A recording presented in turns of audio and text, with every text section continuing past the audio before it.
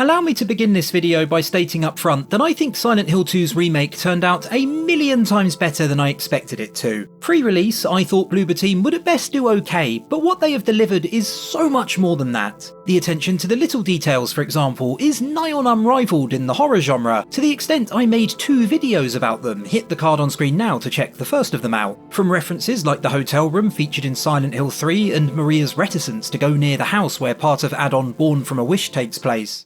This place just gives me the creeps.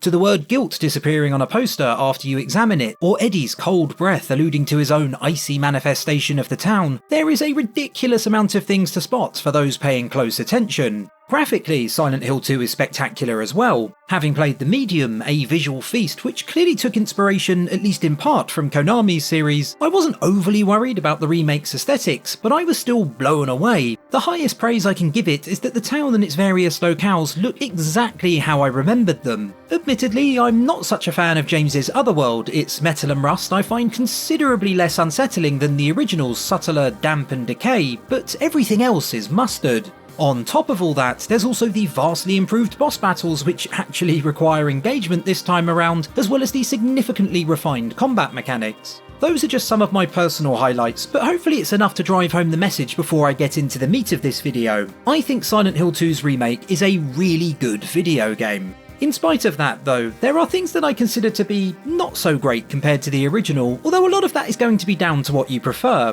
While I'm not a fan, the aforementioned Otherworld's visuals may well be your bag, especially if you're someone who's less familiar with the game's 2001 edition or are fond of the films. Some of the voice acting I also struggle with, like Maria's delivery here.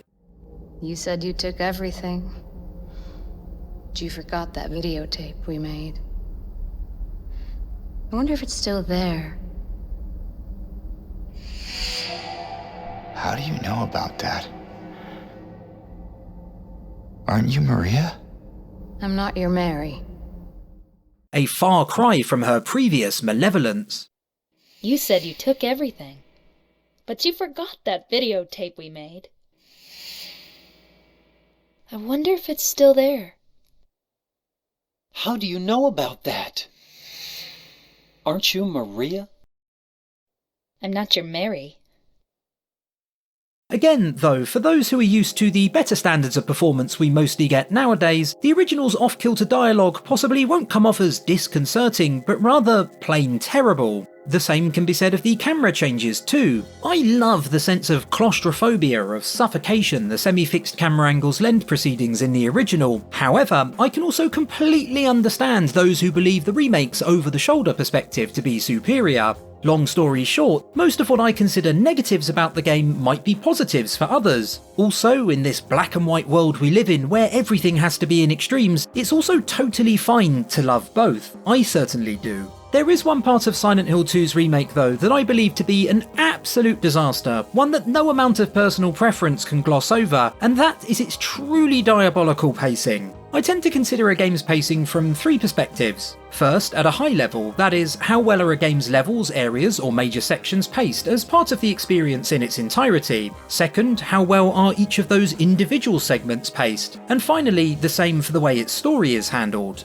From a high level, I have very few complaints about the remake's first half. After the introduction, you take control of James and head down a linear path which leads you into town. There you're able to explore its streets, some individual buildings and a small apartment block, eventually finding everything you need to repair a record and jukebox so you can progress through Neely's bar. You then enter a new area and collect the Woodside Apartments key, at which point everything becomes really rather horrible. More horrible.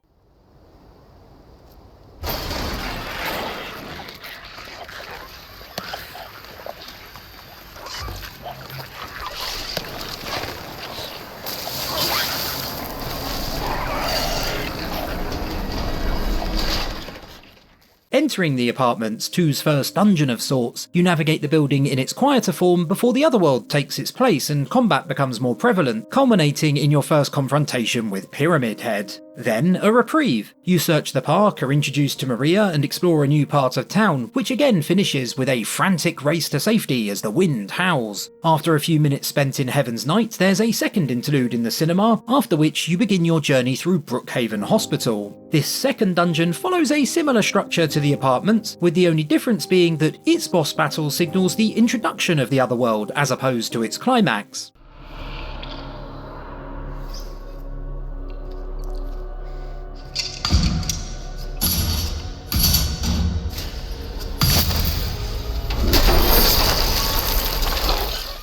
Leaving the hospital marks the conclusion of Silent Hill 2's first half, and if you'd have shared this skeleton structure with me prior to release, I would have deemed it to be spot on. In between the two major dungeons, both oppressive locales which encourage forward progression, there are plenty of opportunities to breathe in your surroundings and set whatever pace you see fit. Those surroundings have also been upgraded, with the town offering a whole lot more than the originals, which covers a similar area but contains little of note. To keep things fresh, certain parts of the story are also changed, like your second encounter with Eddie being moved from the bowling alley to the cinema, or expanded upon, like James and Maria's bar-side chat. The quiet and the loud, the linear and the more open, the new and the old, the way Bloober Team moves back and forth between them is all relatively seamless, and it's close to precisely what I'd hoped for from the remake. The same cannot be said of what follows. The remake's second half is an endless gauntlet of combat with barely a moment's rest, to the extent I'm usually ready for the game to be done many hours before the ending. A long stretch of combat through darkened streets is followed by a long stretch of combat in the prison, which is followed by a long stretch of combat in the labyrinth, which is followed by a slightly less intense long stretch of combat in the Lakeview Hotel.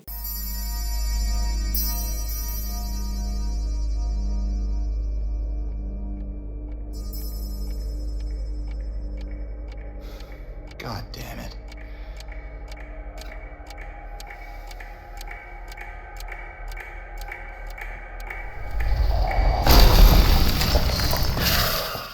Calling it a slog would be unfair to slogs. To some, criticising the remake for this might seem unfair. After all, it follows the exact same format as the original, and this is where the second of my three pacing perspectives becomes relevant. I didn't mention it earlier, but the apartments and hospital in the remake are long. They're really long. I finished Silent Hill 2's remake 3 times and its predecessor twice prior to beginning work on this video. Playing at a somewhat leisurely pace, the apartments in the original took me just under an hour to get through, compared to more than 2 in the remake. The hospital was an even starker difference. It again took around an hour in the original and roughly 3 in the remake. Bloober Team sort of gets away with it though, because of the segments which surround them both. There's exploration to take some of the edge off, although for me they're still way too overstuffed. During the second half, this smaller problem becomes a massive issue, because what would have taken 3 or 4 hours in the original now takes at least 7 or 8, and possibly a lot more. Extended length is not inherently a bad thing, nor is it inherently a good thing, despite many nowadays seeming to equate length with quality. It is a fault though when those extra hours have not been created at all artfully. It is staggering how much of the remake's extra runtime is down to Bloober Team taking parts of the original and splitting them into 3 sections. There are so many that I'll probably forget a few, but to give you a rough idea, exploring the streets at the beginning of the original is fairly straightforward, but in the remake you have to hunt down a coin, a jukebox and half a vinyl in different areas. In the original, the clock puzzle is one you solve on the spot, whereas in the remake you have to find its 3 hands before figuring things out, and not long after you also have to find 3 parts of figurines, a new addition. Speaking of new additions, there are 3 parts of an X-ray you have to search for in the hospital, as well as 3 different bracelets, and the original's box puzzle is also drawn out. Where previously you'd find what you needed somewhat naturally, in the remake, like the clock puzzle, you again have to fight through 3 separate sections. The same can be said of the weights and scales in the prison. In the original, you collect what you need as you move through it, whereas in the remake there is another trio of separate combat-heavy areas you need to clear. The remake's facebox thing puzzle is also used to split the labyrinth up into 3 areas, and in one of those 3, you even have to go through the same timed encounter with a bunch of monsters, you guessed it, 3 times.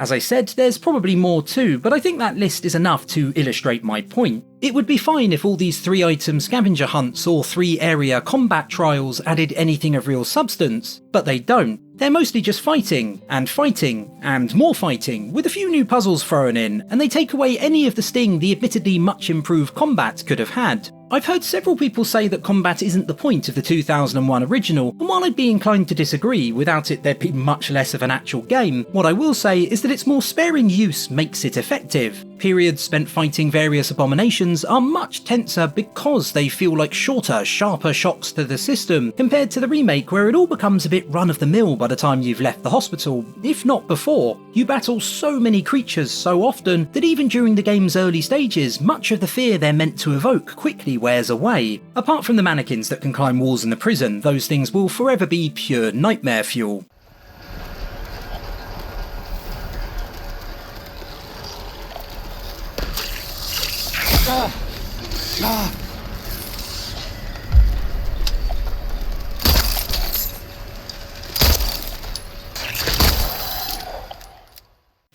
Kill them all with fire. Last but not least, we arrive at my biggest bugbear, which is the lack of any story to help give all this padding any weight. While there are some new scenes early on in the game, especially in the town, within the 5 different dungeons, the apartments, hospital, prison, labyrinth and hotel, there is very, very little of note added. Suddenly, events that transpired over short periods in the original unfold over double or even triple the time in the remake, which makes the pacing feel totally off. Where it could be argued that the 2001 edition is perhaps even too rushed, during 2024's take, it feels like there's barely any story at times. It is the worst kind of artificial lengthening. I'm all for there being more Silent Hill 2, it's one of my top 10 greatest games of all time, but what I want is more story, not loads more of the stuff in between. Now granted, mechanically, that stuff, the combat, is much more enjoyable, but when it actively detracts from the meat of the experience, the exceptional story, I simply cannot see how it can be seen as a positive in any way, shape or form. To conclude, Silent Hill 2's remake's pacing is a complete dumpster fire. A promising first half is marred by 2 overly long dungeons before its second destroys any tempo it might have had, and with most of its padding being combat heavy and focused on collecting 3 objects or clearing 3 areas without any story added, the whole experience suffers as a result. The game exceeded my expectations and then some, I cannot deny that, but when it comes to pacing, I'm afraid Bloober Team absolutely drops the ball. Thanks for watching the video, boys, girls and viewers trapped in a nightmare dimension. If you had a frighteningly good time, do consider liking, subscribing and sharing your thoughts, and all's well, we'll catch up again soon.